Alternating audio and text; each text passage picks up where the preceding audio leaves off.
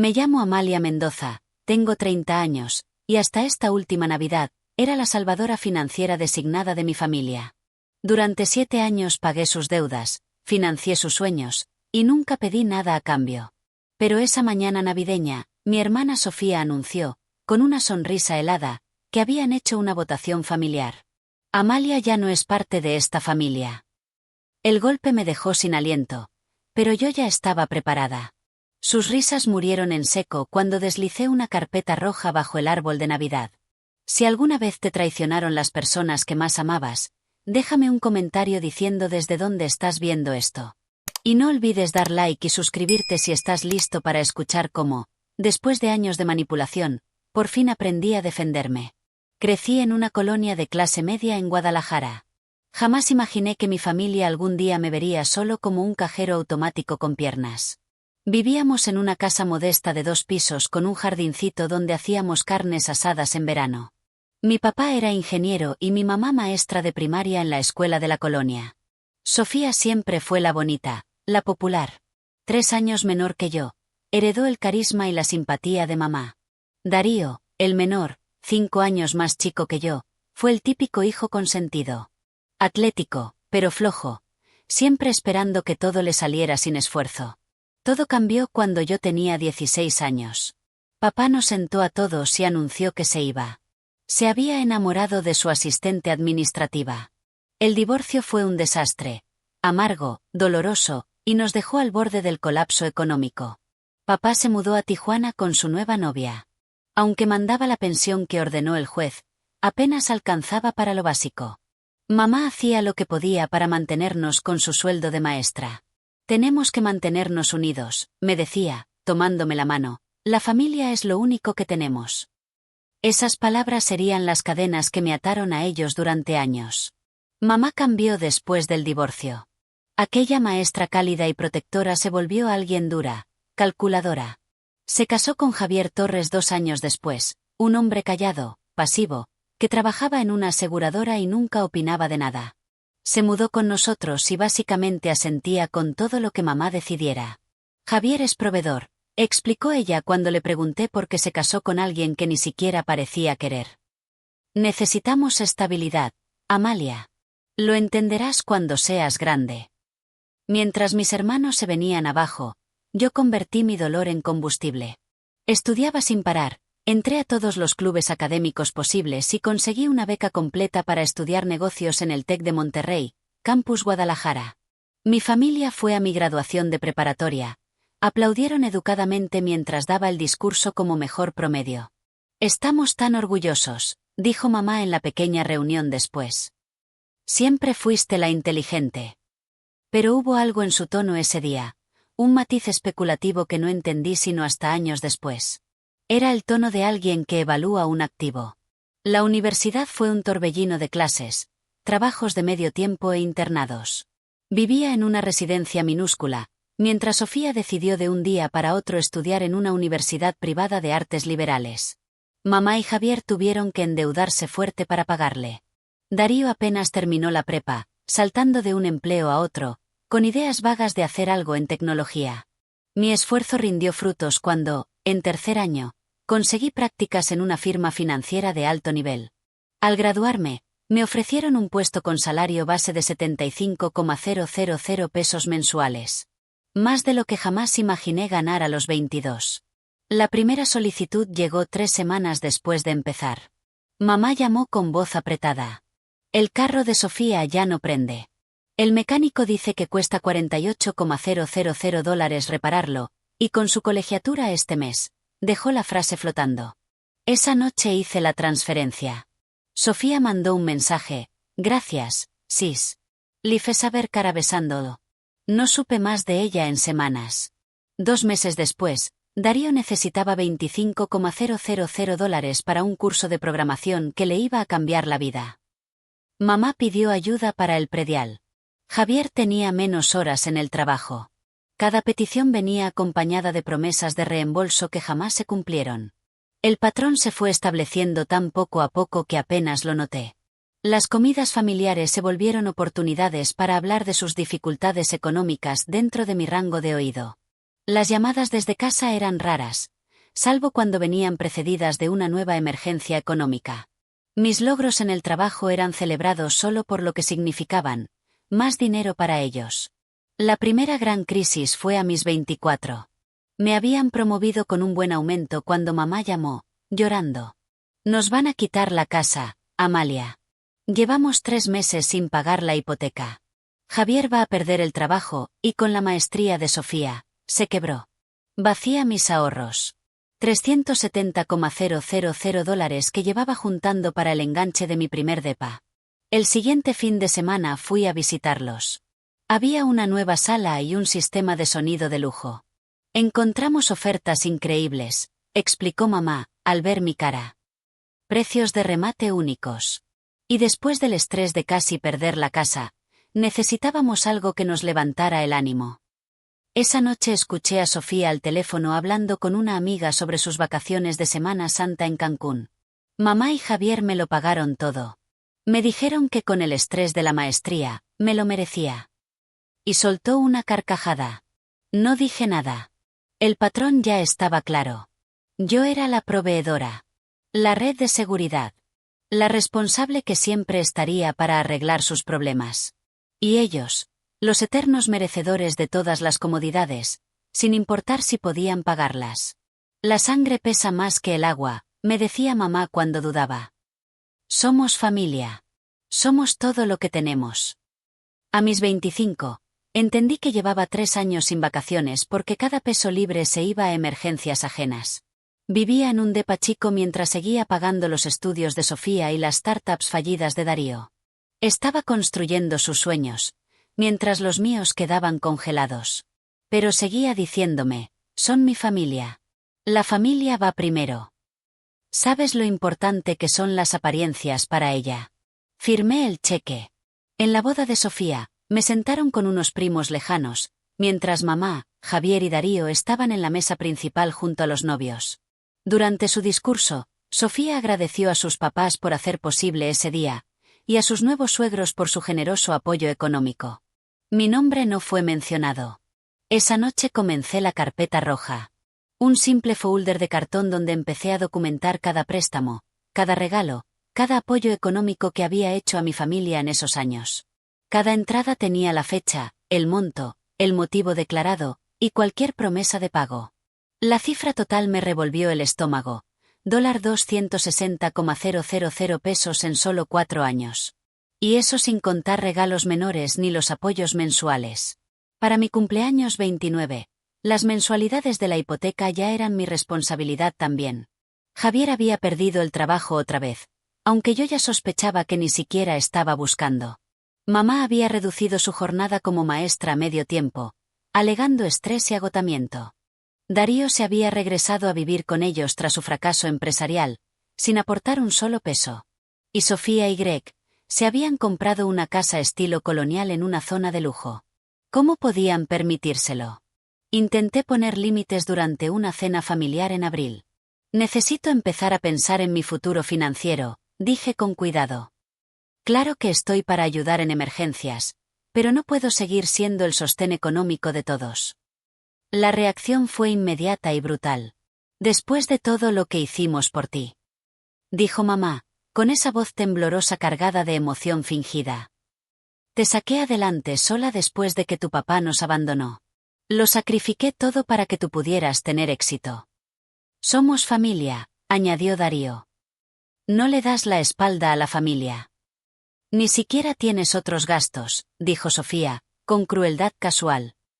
Sin esposo, sin hijos, ni siquiera un perro, ¿en qué más te vas a gastar tu dinero? Esa noche me fui con una migraña y una nueva transferencia de $50,000 por el predial que se les había olvidado pagar. La carpeta roja seguía engordando.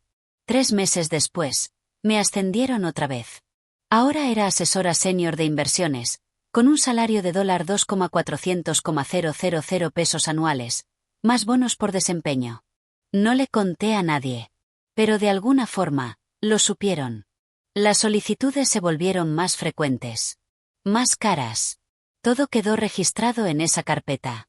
El dinero que iba a usar para el enganche de un departamento modesto terminó rescatando a Darío de sus deudas con tarjetas. Las vacaciones por Europa que había soñado desde la universidad, canceladas para pagar la reparación del techo de mamá y Javier. Los cursos de desarrollo profesional que quería tomar, pospuestos indefinidamente porque Sofía necesitaba ayuda con unas facturas médicas después de una cirugía estética. 7 años priorizando a todos menos a mí me dejaron con un salario envidiable, pero con casi nada que mostrar. Sin propiedad, ahorros mínimos, y una cuenta de retiro saqueada más de una vez. Pero más que el costo económico, lo que pesaba era el costo emocional. La creciente certeza de que las personas por las que lo di todo, solo me veían como una fuente de recursos. Un cajero automático con nombre y rostro. La carpeta roja se volvió mi testamento silencioso. Una prueba tangible de años de abuso financiero disfrazado de obligación familiar. Y con el resentimiento, creció una nueva determinación. Algo tenía que cambiar. Y todo cambió un domingo cualquiera de septiembre, 3 meses antes de Navidad. Había llegado temprano a la comida familiar del mes. Entré con la llave que mamá me había dado para emergencias, que casi siempre significaba entregas de cheques o víveres. La casa estaba en silencio. Dejé el vino en la cocina. Escuché voces en la terraza trasera. Mamá, Javier, Sofía y Darío tomaban algo al sol. Me acerqué a las puertas de cristal, pero me detuve al oír mi nombre. El bono de Amalia debería caer el próximo mes, decía mamá. Estaba pensando que podríamos por fin comprar esa casa de descanso en Valle de Bravo. La que tiene vista al lago. Es tan fácil de manipular, rió Sofía. El hielo tintineaba en su copa. Solo hay que mencionar una emergencia familiar, y saca el cheque. ¿Te acuerdas cuando me hizo firmar un plan de pagos por lo del negocio? Dijo Darío, riéndose. Como si algún día lo fuera a pagar. ¿En qué planeta vive? Está sola, dijo mamá con frialdad. Sin vida social, sin pareja. Solo nos tiene a nosotros. Claro que va a seguir ayudando. Es casi triste, añadió Sofía. Todo ese dinero, ¿y qué hace con él? Vive en ese departamento gris, usa la misma ropa de siempre. Por Amalia, brindó Javier. El regalo que nunca deja de dar. Las carcajadas flotaban en el aire. Y yo me quedé paralizada, con la mano en el marco de la puerta. En ese instante, todo se cristalizó. La claridad perfecta. Había tenido sospechas por años, pero escucharlo así, dicho con tanta crueldad, tan natural, rompió cualquier ilusión que me quedaba. Salí por la puerta principal, sin decir nada. Me senté en el coche, con las manos temblando sobre el volante. 10 minutos después, le mandé un mensaje a mamá. Me duele la cabeza. No voy a llegar a la cena. Me respondió con tono preocupado, que me cuidara, y que por cierto, Javier necesitaba trabajo dental que no podían costear. Esa noche no dormí. La conversación se repetía una y otra vez en mi cabeza. Y por la mañana, el dolor se convirtió en decisión. Llamé al trabajo para reportarme enferma, y pasé el día investigando sobre abuso financiero y alejamiento familiar. Las historias que leí eran inquietantemente parecidas a la mía. Escalada gradual. Manipulación emocional. Vergüenza. Aislamiento. Al final de esa semana ya tenía cita con una terapeuta especializada en trauma familiar y una abogada experta en recuperación financiera.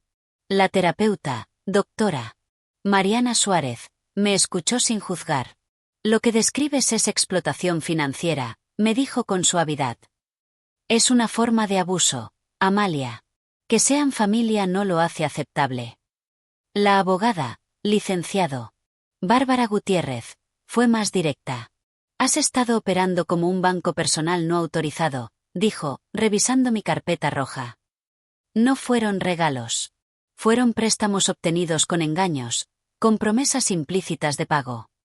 ¿Puedo recuperar algo? Pregunté. Algo, sí, asintió. Especialmente los montos grandes con evidencia. El préstamo de negocio a tu hermano. El dinero de la boda presentado como préstamo. Los pagos de la hipoteca que tú cubriste. ¿Y el costo emocional? Pregunté en voz baja. La expresión de Bárbara se suavizó. Eso es más difícil de cuantificar legalmente. Pero establecer límites desde ahora evitará más daño. Con ayuda profesional, hice un plan. Primero, contraté a un investigador privado para que documentara con exactitud cómo habían utilizado mis aportes. Los resultados fueron peores de lo que imaginé. El reporte reveló que mamá tenía problemas con el juego. Visitaba el casino de Caliente en Mexicali y perdía miles de pesos.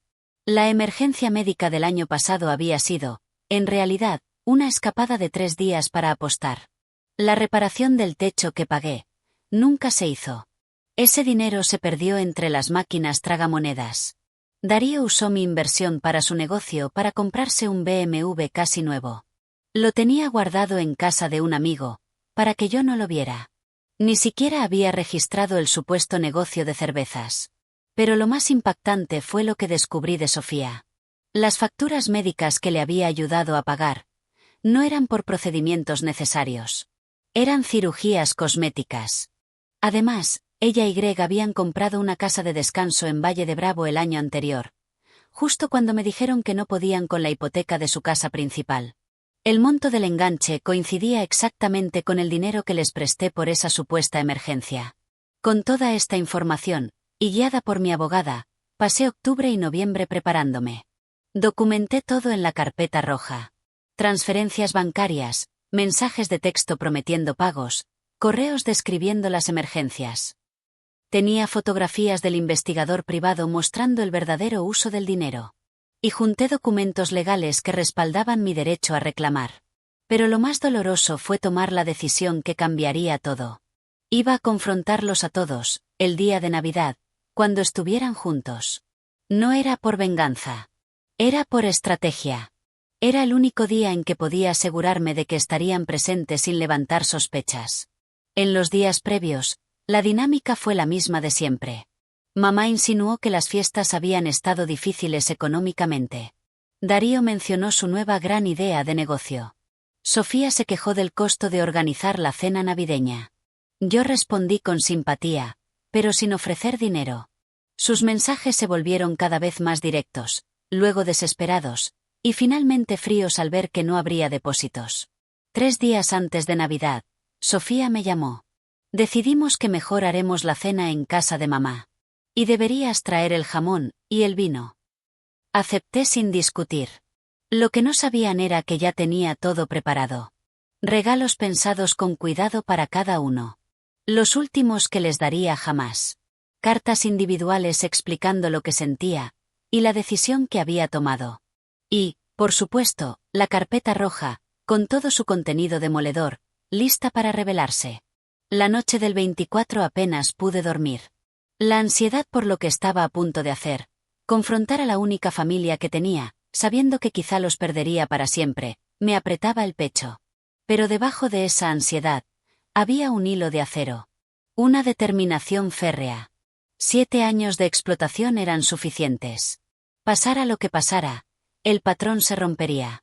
La mañana de Navidad amaneció fría y brillante, con el sol reflejándose sobre la escarcha. Me vestí con cuidado, un suéter rojo vino, pantalones gris oscuro.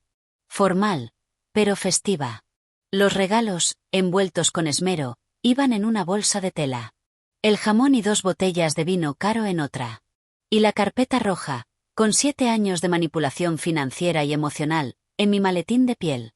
Llegué a casa de mamá a las 10 en punto.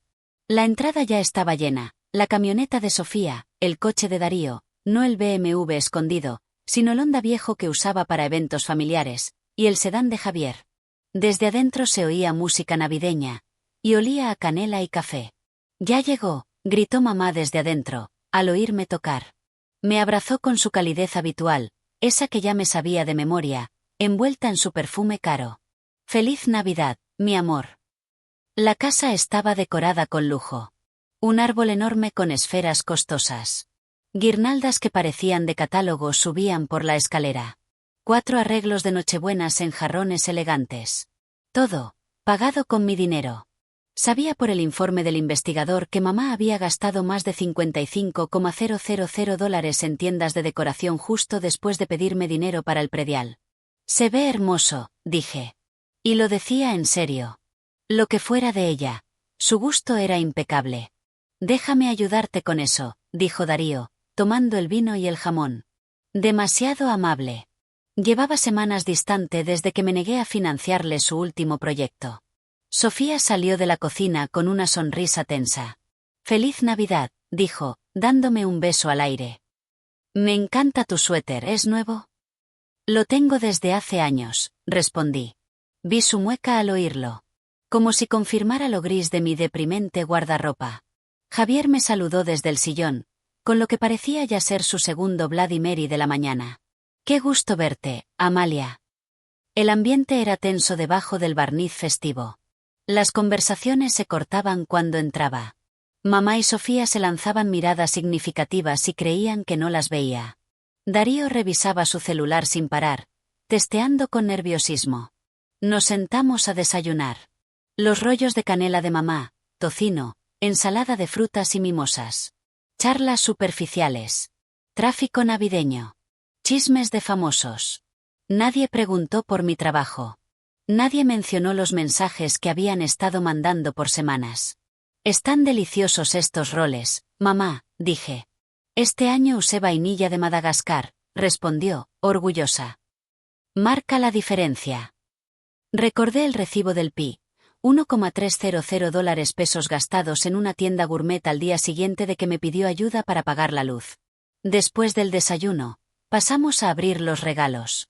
Siempre era un espectáculo dirigido por mamá, eligiendo quién abre qué, y en qué orden.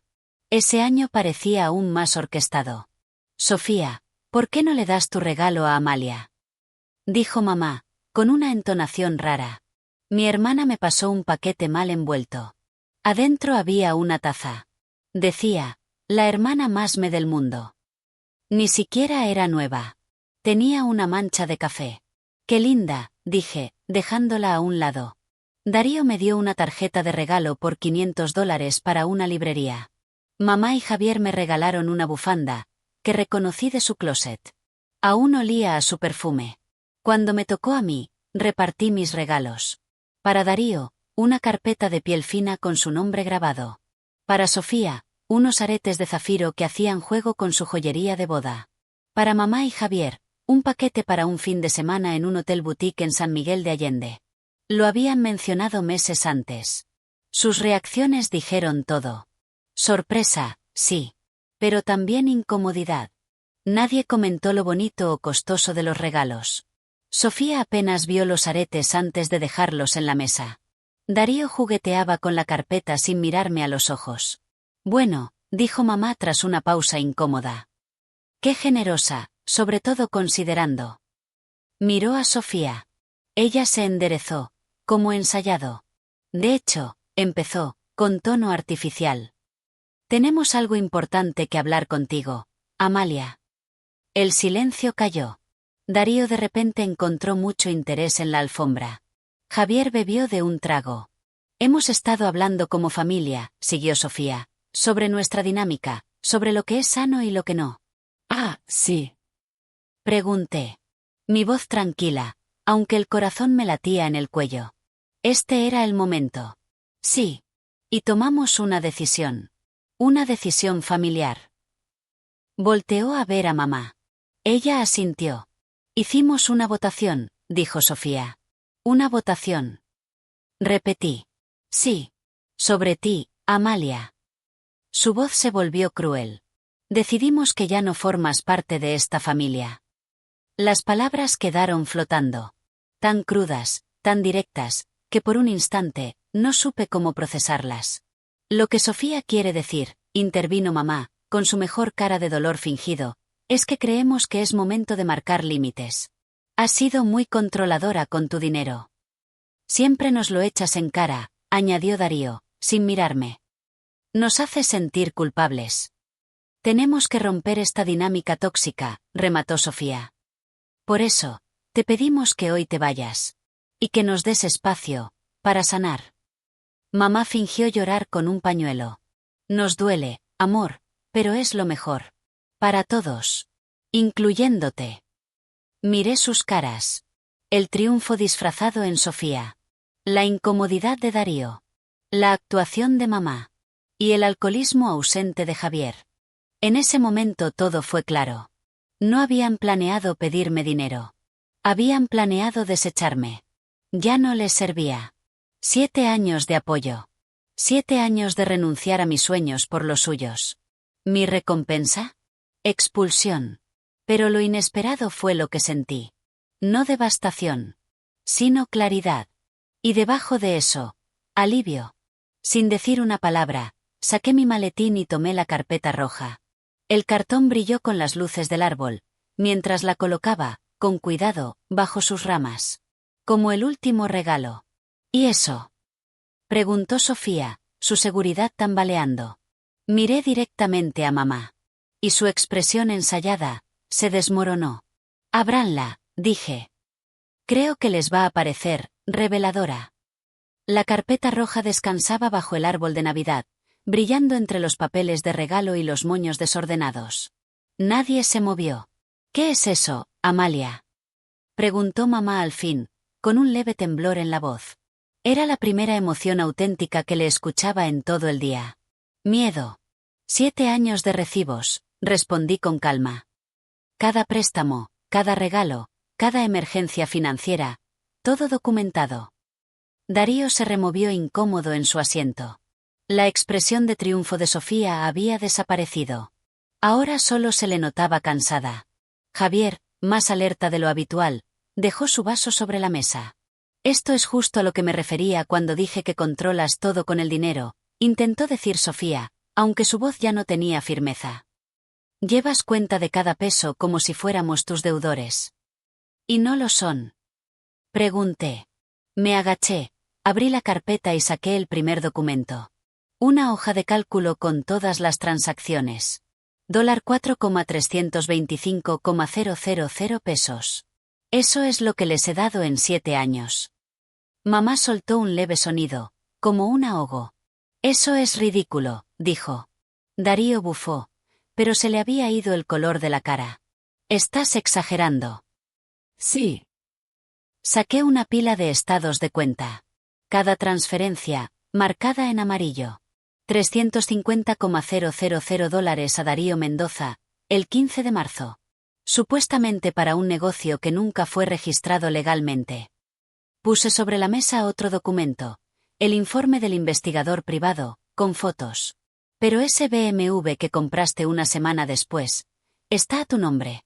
Bonito coche. Todavía lo guardas en casa de Jason. La boca de Darío se abrió, y no dijo nada. Me volví hacia Sofía. $630,000 para tu boda de ensueño. $270,000 para emergencias médicas, que resultaron ser cirugías estéticas. Puse sobre la mesa unas fotos. Una cabaña preciosa, rodeada de árboles. Comprada en junio pasado. 3 días después de que dijiste que podías perder tu casa si no te ayudaba con la hipoteca. Sofía se puso roja, de furia. ¿Nos investigaste? Eso es enfermizo. Eso es acoso. No, Sofía. Eso se llama diligencia. Algo que debí haber hecho desde hace años. Me volví hacia mamá. Lo del juego me tomó por sorpresa. El casino caliente debe adorarte, sobre todo las tragamonedas de apuestas altas. Mamá se llevó la mano al cuello. ¿Cómo te atreves? Recibos, mamá. Retiros en cajeros dentro del casino. Movimientos del programa de lealtad. Todo obtenido legalmente. Javier miraba a mamá, impactado de verdad. Karen, apuestas. ¿De qué está hablando? La mirada que mamá me lanzó fue de odio puro. Le hablé a Javier. ¿No sabías nada? El dinero que he estado mandando no era para el gas o el agua. Solo el año pasado, mamá perdió más de $700,000 en distintos casinos. Eso es mentira. Espetó ella.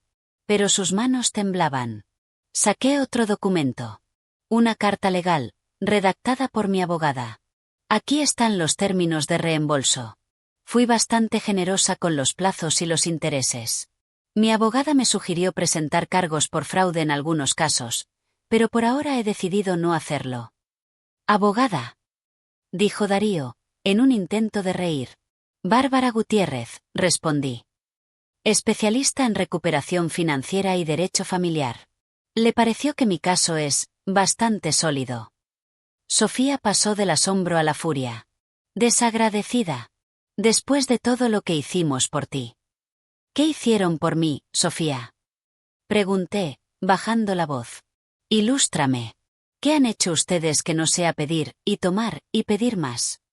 Somos familia, interrumpió mamá, con su frase favorita. Sí. Me lo dejaron bien claro hoy. Cuando votaron para sacarme de ella. Volví a abrir la carpeta. Saqué una pequeña grabadora digital. Quizás esto les interese. Una grabación del 12 de septiembre. Yo llegué temprano a la cena familiar. Presioné play. Las voces inundaron la sala. Dios, es tan fácil de manipular. Solo hay que decir emergencia familiar, y saca el cheque. ¿Se acuerdan cuando me hizo firmar un plan de pagos? Como si de verdad lo fuera a pagar. Está sola. Sin vida social, sin pareja. Solo nos tiene a nosotros. Claro que va a seguir ayudando. Es casi triste. Tanto dinero y ¿qué hace con él? Vive en ese depa deprimente y usa la misma ropa cada año. Por Amalia. El regalo que nunca deja de dar. Las risas, grabadas. Congeladas en el tiempo. El silencio en la sala fue brutal. Darío estaba pálido. Sofía rígida, con la mandíbula apretada. El rostro de mamá. Era puro terror. Esa noche, no fui a cenar, dije, sin necesidad. Pero escuché suficiente. Javier nos miraba uno por uno, horrorizado. ¿Es cierto todo esto? Nadie contestó. Pasé 7 años creyendo que estaba ayudando a mi familia, continué. 7 años cancelando mis planes, sacrificando mis metas, vaciando mis cuentas, porque me necesitaban. Porque la familia va primero. Cerré la carpeta, con suavidad. Lo que no entendí hasta ahora es que no estaba ayudando. Estaba habilitando. ¿Y ustedes? Ustedes no eran familia. Eran usuarios. No puedes probar nada de esto. Saltó Sofía. Pero su voz ya no sonaba firme. Todo lo que hay en esta carpeta ya fue revisado por mi equipo legal. Los acuerdos que firmó Darío. Los mensajes de texto. Los correos con promesas de pago. El patrón constante de abuso financiero. Todo es admisible. Darío se levantó de golpe. Mira, Amalia, esto es un malentendido. Agradecemos todo lo que hiciste. Te queremos. Tú lo sabes. ¿De verdad? Pregunté. Porque hace media hora, me estaban botando fuera. Eso fue idea de Sofía. Dijo él rápido. Ella le lanzó una mirada venenosa. No importa de quién fue la idea. Todos aceptaron. Y sinceramente, es lo más honesto que han sido conmigo en años. Mamá, ya un poco recompuesta, volvió a su táctica de siempre. Mi amor, podemos arreglar esto. Somos familia. Las familias pelean, tienen malentendidos. Pero al final del día, la sangre es más espesa que el agua. Esa frase, ni siquiera la estás usando bien, dije. El dicho completo es: la sangre del pacto es más espesa que el agua del vientre. Lo que en realidad significa que los lazos que elegimos son más fuertes que los que heredamos. Me puse de pie, y fui metiendo los documentos de vuelta a la carpeta roja. Tienen 2 opciones. Opción 1. Firman los acuerdos de pago. Aceptan ir a terapia familiar. Asumen su responsabilidad. Y trazamos límites sanos hacia adelante. Guardé la carpeta en mi bolso. Opción 2. Presento demandas contra cada uno. Entrego evidencia de fraude donde aplique. Y sigo este proceso por la vía legal, hasta las últimas consecuencias. ¿Demandarías a tu propia familia? Gimió mamá. Según Sofía, ya no tengo familia. Colgué el bolso al hombro. Tienen hasta el 1 de enero para decidir. Mi abogada se pondrá en contacto con ustedes. Sofía se levantó de golpe. Eres una calculadora, arrogante. Crees que eres mejor que nosotros. Al menos nosotros sabemos vivir. Tú solo sabes trabajar y contar billetes. Ahí te equivocas, Sofía, respondí con calma. Sé mucho sobre amor, lealtad y sacrificio. Los he practicado 7 años. Lo que por fin aprendí es que si no son recíprocos, no significan nada. Me di la vuelta, pero me detuve. Una cosa más. Los regalos que les di hoy están pagados. Sin condiciones. Considérenlos un último gesto. Y un recordatorio de lo que es la verdadera generosidad. Caminé hacia la puerta. Amalia, espera, podemos hablar. Gritó Darío. Me giré una última vez. Vi el árbol caro. Las luces, las esferas, los rostros de las personas que durante años fueron el centro de mi mundo. Ya no hay nada que decir, dije en voz baja. La carpeta roja. Ya lo dijo todo. La puerta se cerró a mis espaldas con un clic suave. Definitivo como un punto al final de una oración larguísima. No había llegado aún a mi coche cuando la puerta principal se abrió de golpe. Sofía salió furiosa, todavía en pantuflas, la cara encendida de rabia. No puedes soltar una bomba así y marcharte. Gritó, su aliento formando nubes en el aire helado. Me giré para enfrentarla. La nieve crujía bajo mis botas. No solté una bomba, Sofía. Presenté evidencia. Hay una diferencia. Detrás de ella aparecieron Darío, mamá y finalmente Javier, que lucía completamente aturdido. Formaban un pequeño muro en el porche, unidos, como siempre, frente a lo que consideraban una amenaza externa. Aunque esa amenaza fuera quien los mantuvo económicamente por años. Tranquilicémonos y hablemos con calma, dijo Darío, intentando jugar al mediador, como hacía a conveniencia. Entra, Amalia. Está helando aquí. No me interesa otra charla, donde me manipulen o me hagan gaslighting, respondí. Ya dije lo que tenía que decir. La documentación habla por sí sola. Esto siempre ha sido por el dinero, dijo mamá, con esa voz de víctima perfeccionada por años. Siempre fue por el dinero contigo. Llevar la cuenta, anotar cada peso. No se trata del dinero, la interrumpí. Se trata de respeto. De gratitud. De honestidad. Cosas que brillan por su ausencia entre nosotros. ¿Vas a destruir tu familia por unos malentendidos? Preguntó Sofía. Tú destruiste esta familia, dije, en voz baja. Cada vez que te aprovechaste. Cada vez que mentiste sobre necesitar ayuda. Cada vez que gastaste mi dinero con desprecio. Y finalmente, hoy, cuando dijiste abiertamente que ya no formaba parte de esta familia. Mamá dio un paso al frente, cambiando de táctica. Amor, estábamos alterados. No era en serio. ¿Sabes cómo es Sofía? Se deja llevar. No me eches la culpa. Saltó Sofía. Tú estuviste de acuerdo con todo lo que dije. Porque tú manipulaste la situación, como siempre. Replicó mamá, olvidando por un segundo su papel de mártir. Mientras discutían, Javier se me acercó aparte, visiblemente afectado. Amalia, no tenía idea de lo del juego. De nada. Karen siempre manejó todo lo financiero. Me decía que lo tuyo eran ayudas ocasionales, para emergencias. ¿Y nunca lo cuestionaste? Le pregunté. ¿Las remodelaciones? ¿Las vacaciones? ¿Los muebles nuevos? Todo eso con el sueldo de maestra de medio tiempo y tus trabajos esporádicos. Su rostro era pura vergüenza. No quería saber. Supongo que era más fácil no hacer preguntas. La ignorancia voluntaria también es una elección, Javier.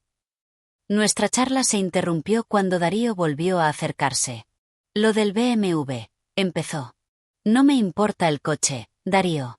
Me importa que mentiste. Que nunca tuviste intención de construir ese negocio ni de pagarme. Si iba a hacerlo, insistió.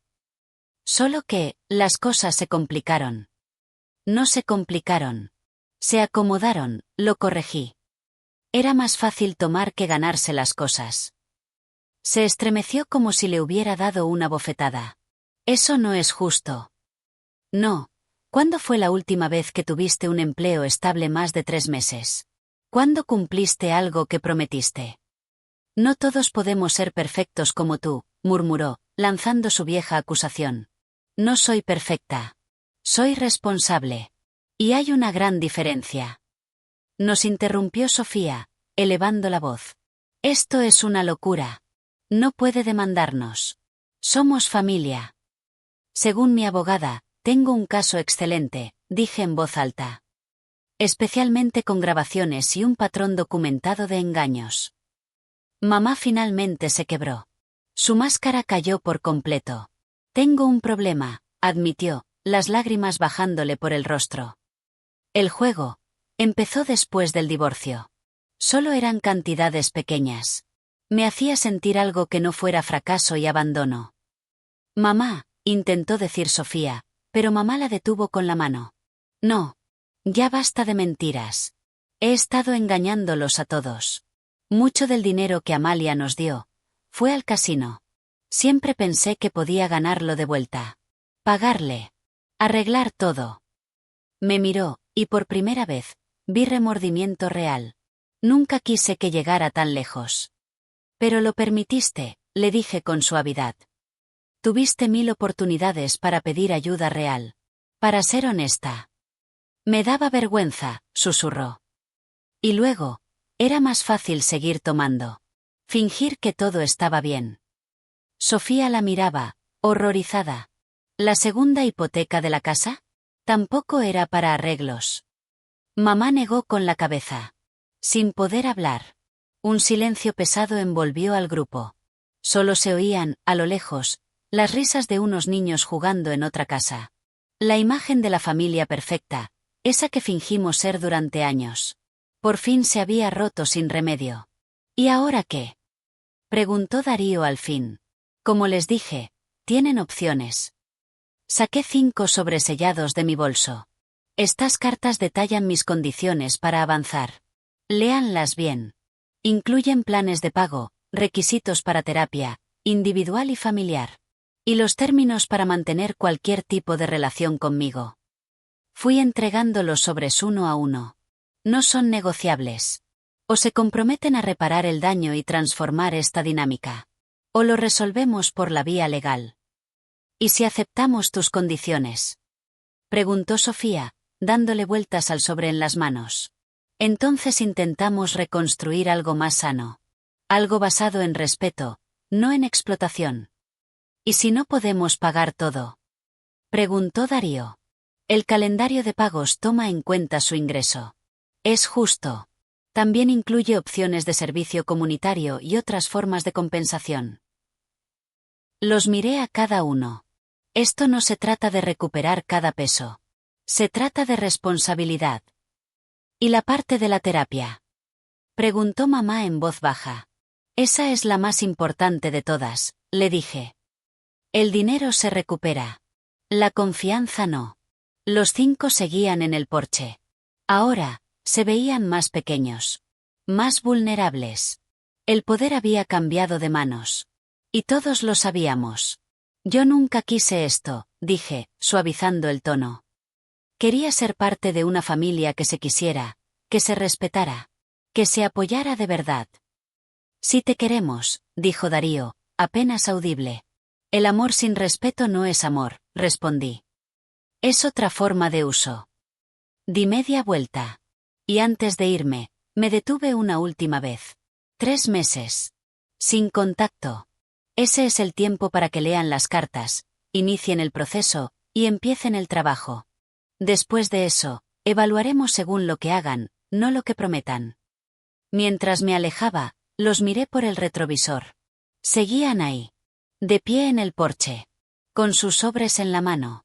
La postal navideña perfecta, mostrando, por fin, su verdadera imagen. Lo que sentí fue una mezcla rara. Tristeza, alivio, y algo más que no pude identificar de inmediato. No fue sino hasta ir a medio camino, que lo entendí. Libertad.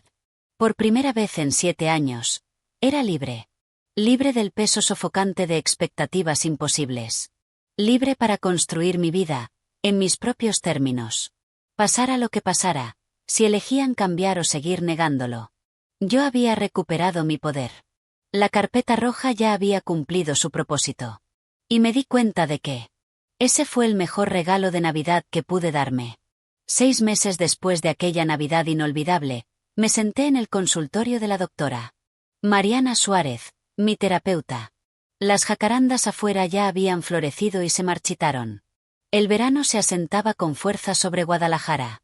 ¿Cómo te sientes respecto a la reunión familiar de mañana?, preguntó, notando mis manos inquietas. Nerviosa, admití. Han pasado 3 meses desde nuestro último encuentro estructurado. Han cambiado muchas cosas. Sin duda, dijo. Repasemos tus límites una vez más. Las consecuencias de mi confrontación navideña fueron inesperadas. Primero vino la furia.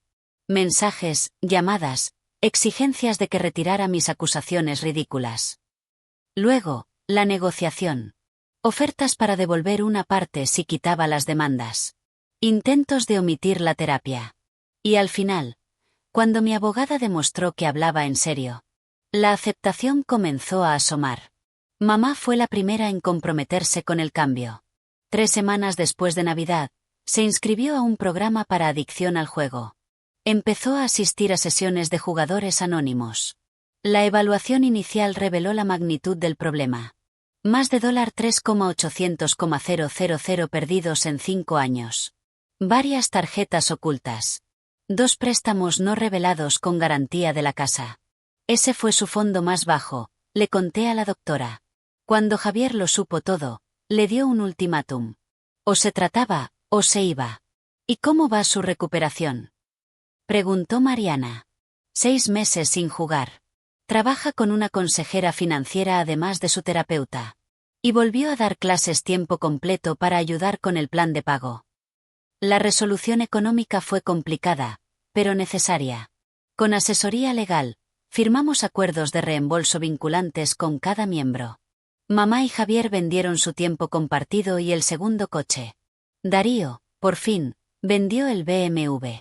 Sofía y Greg pusieron su casa principal en venta, a regañadientes. ¿Y tu hermano, algo positivo por su parte? Asentí con una leve sonrisa. Terminó el curso de capacitación técnica. Lleva 3 meses como soporte IT. Es su empleo más estable desde la universidad. Debe sentirse bien verlo así. Lo está. Es distinto. Más centrado. Me dijo que la estructura le está haciendo bien. Y que por primera vez en años, se siente orgulloso de sí mismo. No todos los cambios fueron positivos. Sofía cumplió con los pagos, sí. Pero seguía molesta. Reacia a la terapia. Asistía a las sesiones familiares por obligación, no por convicción. ¿Y tu relación con Sofía? Suspiré. Sigue tensa.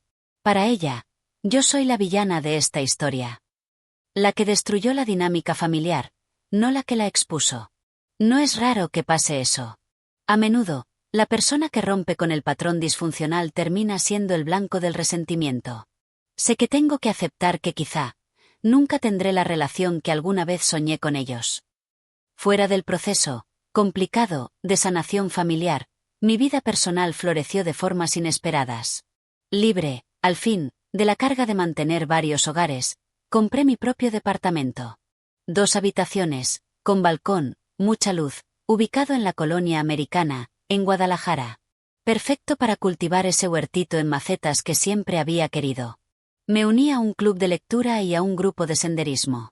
Empecé a rodearme de personas que no esperaban nada de mí, más que mi compañía y conversación. Incluso comencé a salir con Miguel, un arquitecto amable y considerado que conocí en una colecta para el programa de educación financiera donde ahora soy voluntaria. Has construido una vida admirable en estos 6 meses, observó la doctora Mariana Suárez. Por primera vez, se siente como mi vida, le dije. Como si de verdad me perteneciera. Las sesiones de terapia familiar con el Dr. Cárdenas fueron duras, pero reveladoras. Analizamos los patrones disfuncionales, los roles que cada uno jugó, y comenzamos el difícil proceso de establecer nuevas formas de relacionarnos.